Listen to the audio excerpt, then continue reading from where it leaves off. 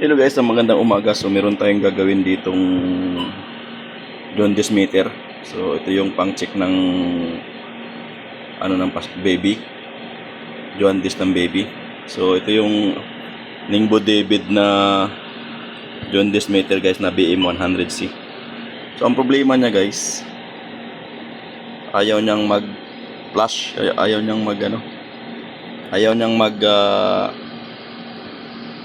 so yun lang natin. Ayan. So kahit ano ko na siya. Yan. Okay. Okay. So pag measure ako, 1, 2, patient ID, tapos naka-ready na. Ayan. Ayan guys, oh. Naka-ready na. Pero ayaw niyang mag-flash. Wala siyang flashing. Ayan.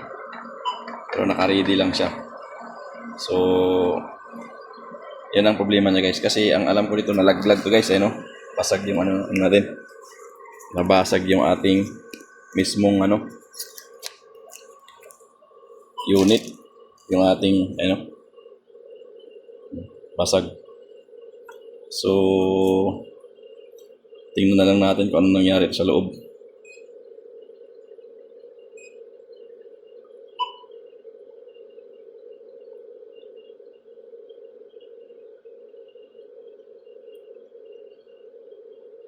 Power off. So wasak yung So tingnan natin kung anong nangyari dito.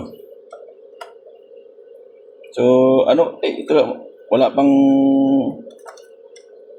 3 taon to guys, almost 3 years pa lang tong unit na tong mga to, sira na agad. So ito yung mga problema ng ating machine pag hindi maingat yung mga user, pinabagsak ba. Pag nabagsak kasi to guys, napaka-sensitive to. Ang mga ganitong unit na plastic lang. Tapos pag nabagsak yan guys, tapos na ang buhay ng mo. Tapos na yung buhay ng machine mo. So ayan, meron siyang battery. So ito yung ating lamp, mayroon ditong lamp na sa loob. Ito. Pag pinress mo kasi ito, dapat magpa-flash to. Ang problema natin is ayaw nang mag-flash. Tatanggalin mo natin yung baterya para safe tayong magagawa yan. Tapos yung ating flex cable, tanggalin din natin to para mas madaling magawa. Yan. Tuklapin lang natin itong isang flex cable niya. Tapos pwede mo nang hilain yan. Mahiwalay mo na itong screen. So dito tayo mag-concentrate dahil dito man ang may problema. So may basag sa plastic. Alam kung saan galing yan.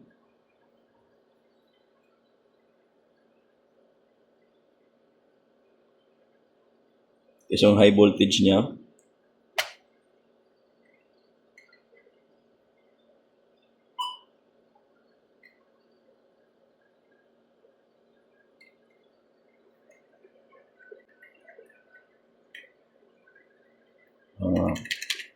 Ito kasi may siniswitch dito to, baka hindi na tinatamaan guys.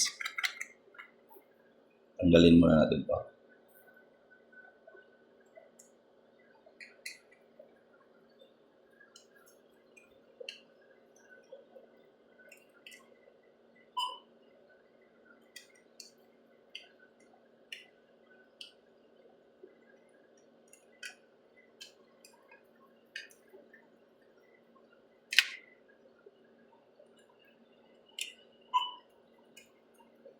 Baka sa nalaglag na misalign yung kanyang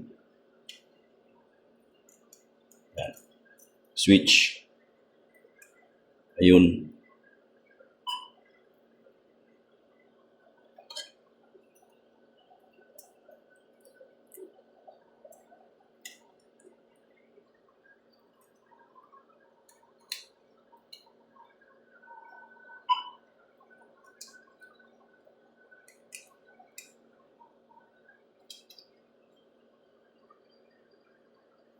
So ayun guys, ito yung pinaka-switch niya.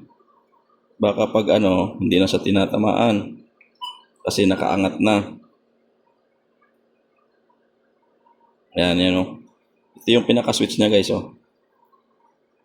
Ngayon, pag hindi yan na-switch, hindi yan magpa-flash. So, gamit tayo ng tester.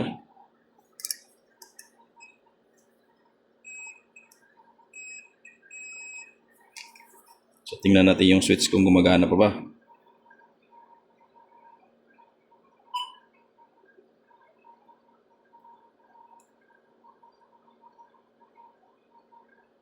Ayan guys, oh. Hindi na siya tinatamaan guys, kaya ito yung niya. Problema niya na misalign to eh.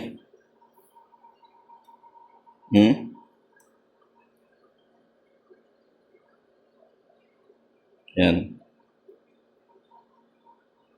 Na-misalign siya guys. So, ang gagawin lang natin is i-align natin tong mabuti. Yan.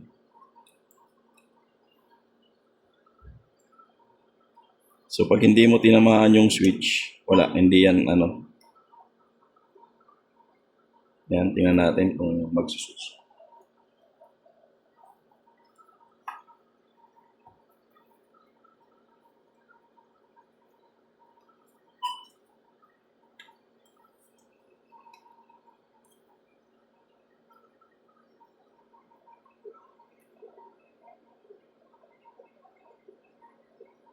Ay no, hindi siya nagsiswitch guys. Hindi siya nagsiswitch.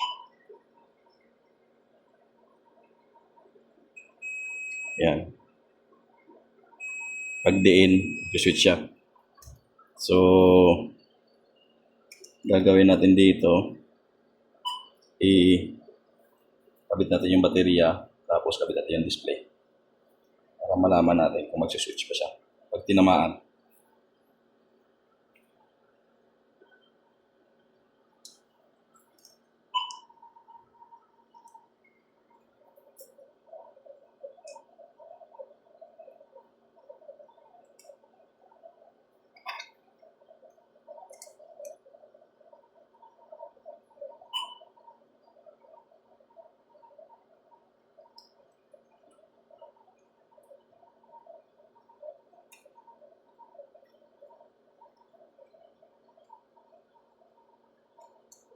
Okay.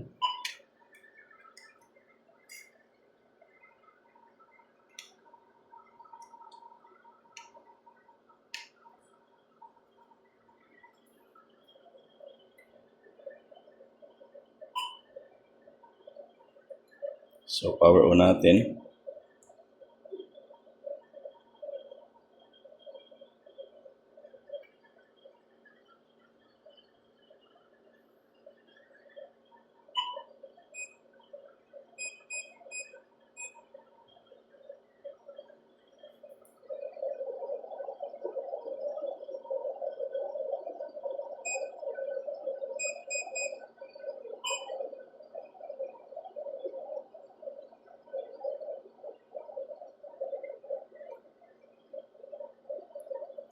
Tapos,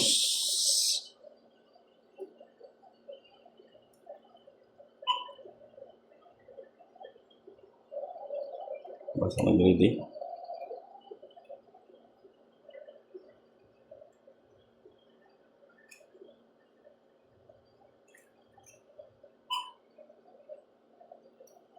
Hirap tayo mahirapan tayo.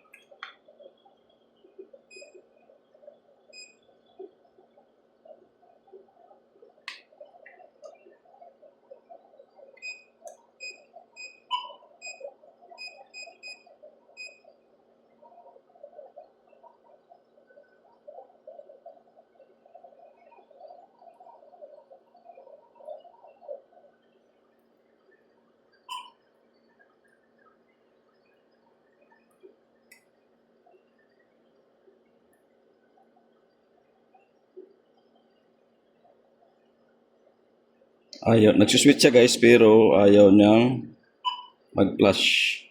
So baka nasira yung ilaw nito guys.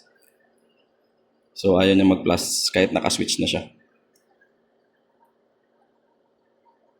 Kahit imamanual ko siya ngayon dito, wala yan.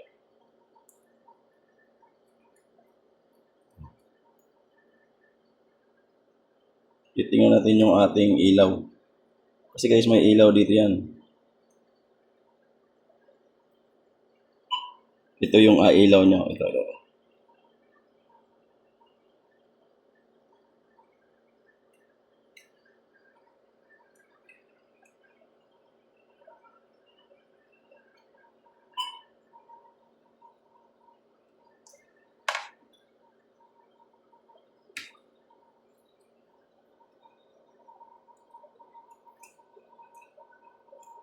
So malamang ang sira natin is yung pinaka flash lamp. So yung flash lamp guys, ito. Ayun o. Ito yung pinaka flash lamp niya. So ayaw niya ang gumana.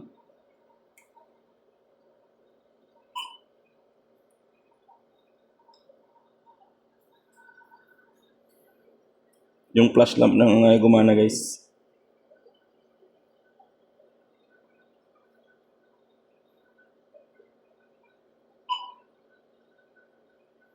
Yung problema ko, wala akong flash lamp na ganito.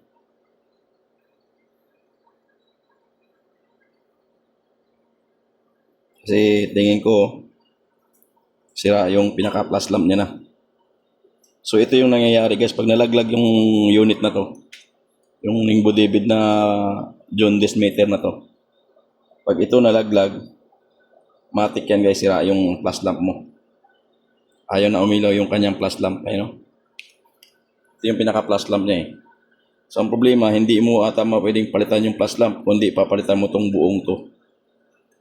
Yung buong module na to. Nandito na yung flash lamp, detector sensor, yung switch hindi na nakakailangan guys, kasi pwede mong ito lang ang papalitan mo eh. Tanggalin natin tong pinakaan na spring sa pinaka-unit.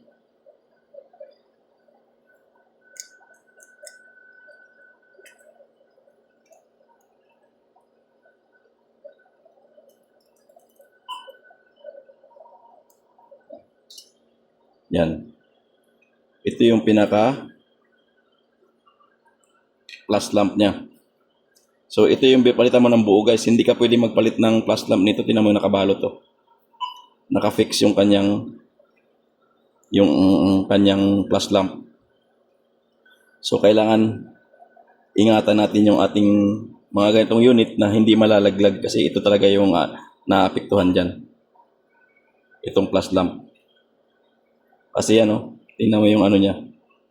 Yung pinaka-fiber din niya. May crack na din. So sira na to guys.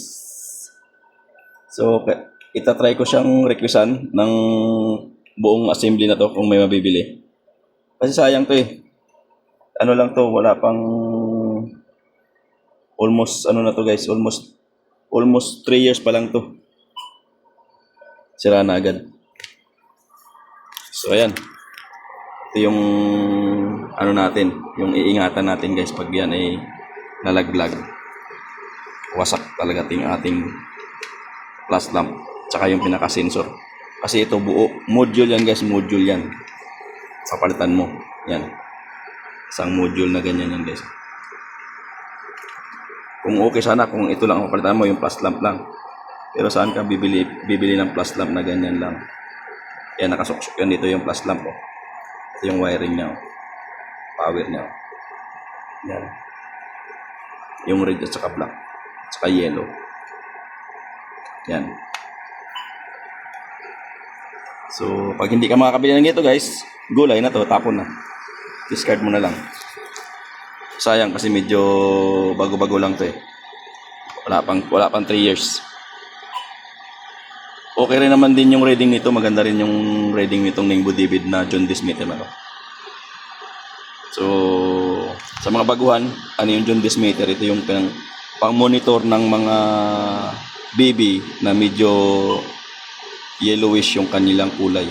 So, sine-check ng doktor yon gamit nitong ating jaundice meter.